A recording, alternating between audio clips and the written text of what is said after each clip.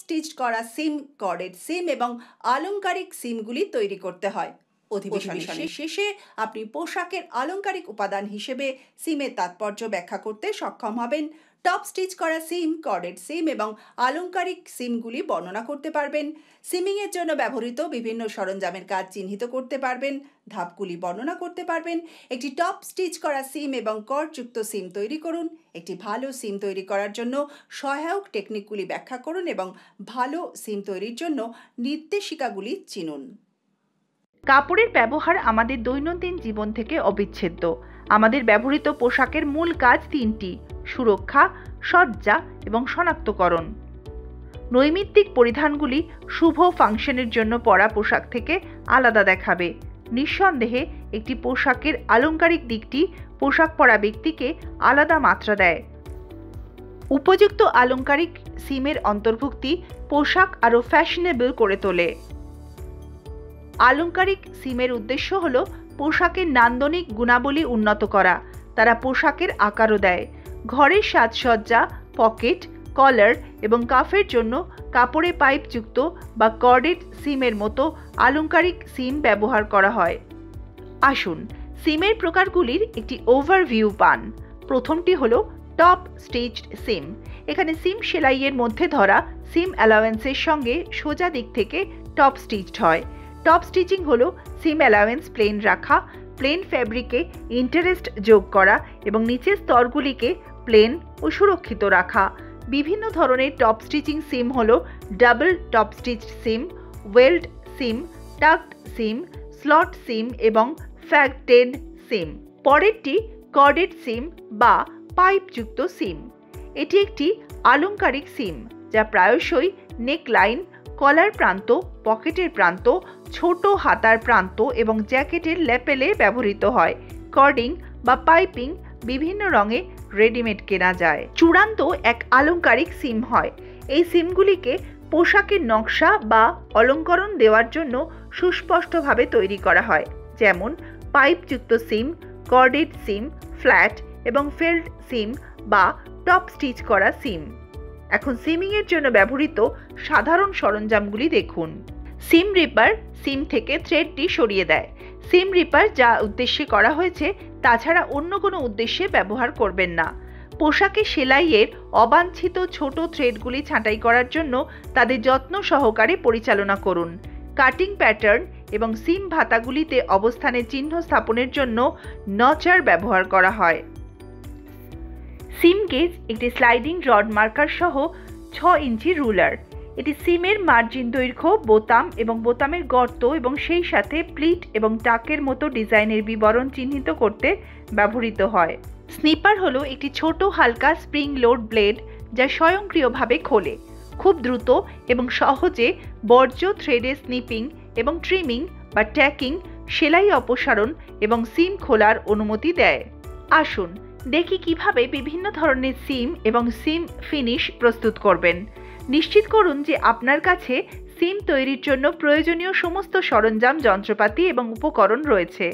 Single needle industrial lock stitch machine, হাত সূচ, scale, কাঁচি, লম্বা কাপড়, কর্ড, সেলাইয়ের সুতো এবং ড্রেস মেকারের পিন বক্স। প্রদত্ত উপাদান থেকে সিমের বিভিন্ন নমুনার জন্য টুকরো মার্ক করুন এবং কেটে নিন। সবকটি টুকরোর আকার 25x10 সেন্টিমিটার। টেপ করা সিমের টুকরো ছাড়া 20x20 সেন্টিমিটার লেআউট পড়ুন।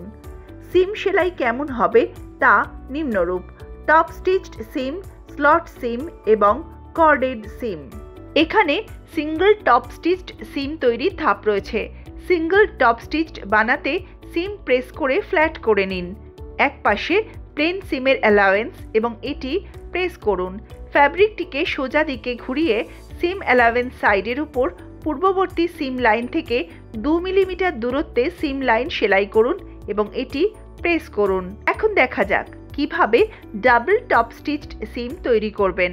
একটি প্লেন সিম তৈরি করুন এবং সিম অ্যালাওয়েন্স খুলুন। উভয় দিকে প্রেস করুন। ফ্যাব্রিকটি সোজা দিকে ঘুরিয়ে সিম অ্যালাওয়েন্সের উপর 2টি সিম সমান্তরাল সেলাই করুন।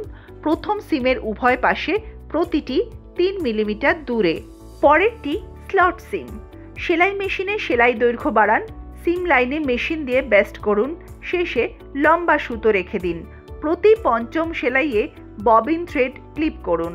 খোলা সিম প্রেস করুন। একই আন্ডারলে টুকরো কাটা বা বিপরীত ফ্যাব্রিক আকার 25x4 সেন্টিমিটার। এবার আন্ডারলে দৈর্ঘ্যের দিকে ভাঁজ করুন এবং একটি ক্রিজ লাইন তৈরি করুন।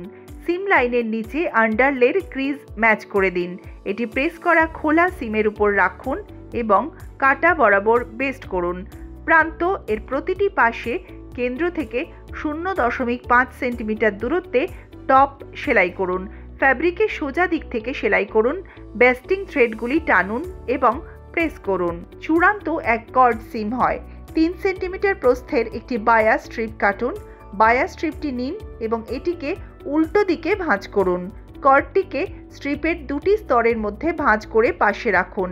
চাপের পায়ের জায়গায় জিপার ফুট বা সাধারণ পা যোগ করুন। কর্ডের ঠিক কাছে একটি সিম লাইন সেলাই করুন। ফ্যাব্রিকের এক টুকরো নিন। প্রান্ত থেকে 1 সেন্টিমিটার দূরে একটি সিম লাইন ডান দিকে চিহ্নিত করুন। তারপর উপরের স্ট্রিপটি ছিট কাপড়ের কাটা প্রান্তের দিকে কর্ডযুক্ত স্ট্রিপের কাটা প্রান্তে থাকা সিম লাইনে রাখুন।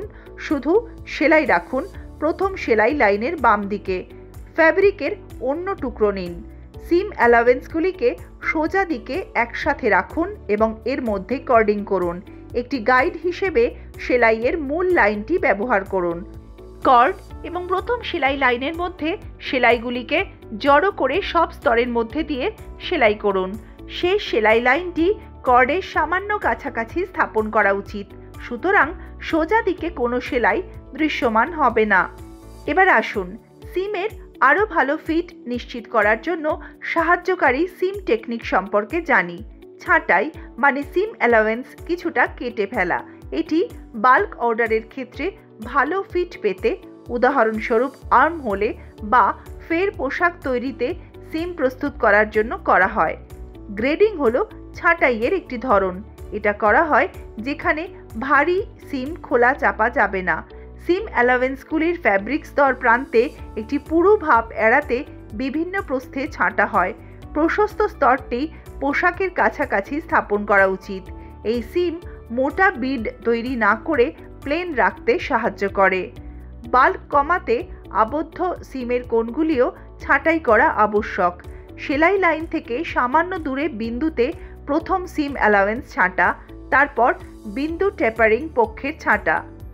অভ্যন্তরীণ কার্ভ এবং কোণ সহ সিম অ্যালাওয়েন্সগুলিতে খাঁজ বেশিরভাগ ফ্যাব্রিক অপসারণ করতে সহায়তা করে। বাহ্যিক কার্ভ এবং কোণে সিম অ্যালাওয়েন্স এর ক্লিপিং ফ্যাব্রিককে ফ্ল্যাট রাখে। আসুন ভালো সিম তৈরির জন্য কিছু নির্দেশিকা দেখি। ভঙ্গি সঠিক রাখুন।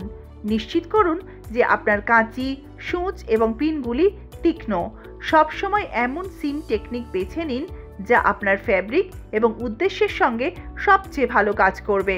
একটি বৃহত্তর সিম অ্যালাওয়েন্স ঢিলে ঢালা বোনা কাপড় এবং সহজে খারাপ হয়ে যায় এমন কাপড়ের জন্য সেরা। একটি সিম একসাথে সেলাই করার সময় উভয় ফ্যাব্রিক টুকরোর মুখ স্পর্শ করা উচিত। সেলাই করার আগে পিনগুলি অনুভূমিকভাবে সিম বরাবর স্থাপন করা উচিত। সূচের ধরন নির্বাচন উপাদানের বৈশিষ্ট্য, সেলাইয়ের সুতোর আকার, সিমের ধরন এবং সেলাইয়ের প্রকারের উপর নির্ভর করবে। কখনো পিনের ওপর সেলাই করবেন না, এতে সেলাই মেশিনের ক্ষতি হবে। সহজে খারাপ হয়ে যায় এমন ফ্যাব্রিক ব্যবহার করার সময় একটি সিম সমাপ্তি অপরিহার্য। ওভারলক মেশিনের সঙ্গে সিম অ্যালাওয়েন্সের কাটা প্রান্ত সুরক্ষিত করার খুব দ্রুত উপায়। সিমটি ফুলে যাওয়া উচিত নয়, তবে ধীরে ধীরে বিন্দুতে মোটা হওয়া উচিত। সিমগুলি চাপানোর জন্য সর্বদা প্রেসিং সরঞ্জামগুলিতে পয়েন্ট প্রেসার ব্যবহার করুন। এটি সেলাইগুলিকে মিশিয়ে দিয়ে ফ্যাব্রিকটিকে আরও ভালোভাবে ধরে রাখে। আমরা টপ স্টিচড সিম, কর্ডেড সিম এবং ডেকোরেটিভ সিমগুলি কিভাবে তৈরি করা যায় সে সম্পর্কিত অধিবেশনের শেষে পৌঁছেছি। এখন আপনি পোশাকের আলংকারিক উপাদান হিসেবে সিমের তাৎপর্য ব্যাখ্যা করতে পারবেন। টপ স্টিচড সিম, কর্ডযুক্ত সিম এবং আলংকারিক সিমগুলি বর্ণনা করতে পারবেন। সিমিংয়ের জন্য ব্যবহৃত বিভিন্ন সরঞ্জামের কার্যকারিতা চিহ্নিত করতে পারবেন। টপ স্টিচড সিম তৈরির ধাপগুলি বর্ণনা করতে পারবেন। কর্ডেড সিম একটি ভালো সিম নির্মাণের জন্য সহায়ক কৌশলগুলি ব্যাখ্যা করুন। পাশাপাশি ভালো সিম নির্মাণের জন্য নির্দেশিকা চিনুন।